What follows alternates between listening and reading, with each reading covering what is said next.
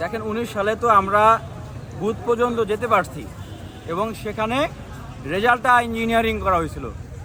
আর এবার আমাদেরকে এই রাস্তা থেকেই ফিরিয়ে দেওয়া হচ্ছে, আমাদেরকে ভিতরেও যেতে দেওয়া হচ্ছে না।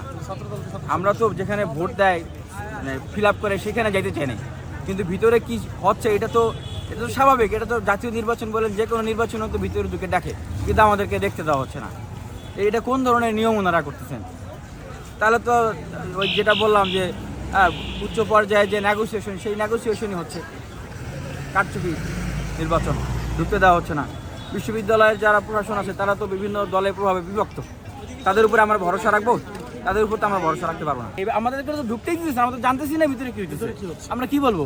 19 সালে তো আমরা প্রকাশ্যে কারচুপির খবরটা পাইছিলাম। আমরা তো আপনারা জান দেখেন কাউকে ভিতরে নেগোসিয়েশন করে দিচ্ছে কিনা, নিজেরাই সেখানে এগুলো সিল মেরে দিচ্ছে কিনা আমরা তো কিছুই জানি না। প্রার্থীদেরকে দিবে না যাইতে, এটা কোনো কথা নাকি? ছাত্র দলের ওরা যাইতে পারছে, শিবিরের ওরা যাইতে পারছে, আমাদের যাচ্ছে, আমরা যেতে পারছি না। উনি যে বিএনপি রাজনীতি করেন এটা সবাই জানে, উনি আমাদেরকে ঢুকতে দিচ্ছেন না।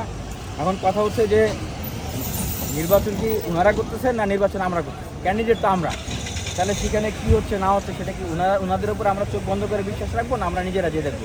যেখানে নিয়মে আছে যে প্রার্থীরা যেতে পারবে, কিন্তু আমরা তো যেতে পারতেছি না। কী হচ্ছে ভিতরে আসলে? আপনারা জিজ্ঞেস করেন যে কেন আপনারা প্রার্থীদেরকে আসতে দিচ্ছেন, আপনারা কী করতেছেন? ছিলাম ভূতত্ত্ব বিভাগের, সেখানে ঢুকতে দেওয়া হচ্ছিল না।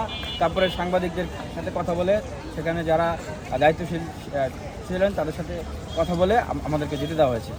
এরপরে আমি নিজে ভোট দিতে গিয়েছি সিনেট ভবনে, এরপরে টিএসসিতে গিয়েছি, সেখানে ঢুকতে দেওয়া হয় নাই।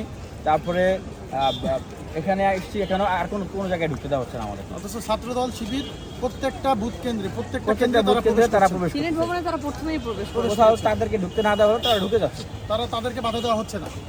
আর আমার নির্দিষ্ট কিছু অবশ্যই নির্দিষ্ট কিছু বলতে ছাত্রদল এবং ছাত্র শিবির তারা নিয়মটা করেছে কাউকে ঢুকতে দিবে না, কিন্তু ছাত্রদল এবং ছাত্র শিবিরের ক্ষেত্রে এই নিয়ম প্রযোজ্য না, তারা ঢুকে যাচ্ছে। এবং আমরা আশঙ্কা করছি যে বড় এই দুইটি সংগঠনের মধ্যেই প্রধান যে পদগুলো তারা ভাগাভাগি বা সমঝোতার মাধ্যমে এগুলো বন্টন করবে, এবং সেই আশঙ্কা আমাদের কাছে মনে হচ্ছে এটাই বাস্তবায়িত হচ্ছে, এবং যে সেটা করা হচ্ছে আমাদেরকে ঢুকতে দেওয়া হচ্ছে না ভিতরে। এবং তারা একদম সিরিয়ালের পাশে দাঁড়ায় বিতরণ করছে, কিন্তু আমাদের বলা ছিল যে 100 মিটার দূর থেকে যাতে দেওয়া হয়। তারা লিফলেট থেকে শুরু করে কার্ড, ছোট কার্ড থেকে শুরু করে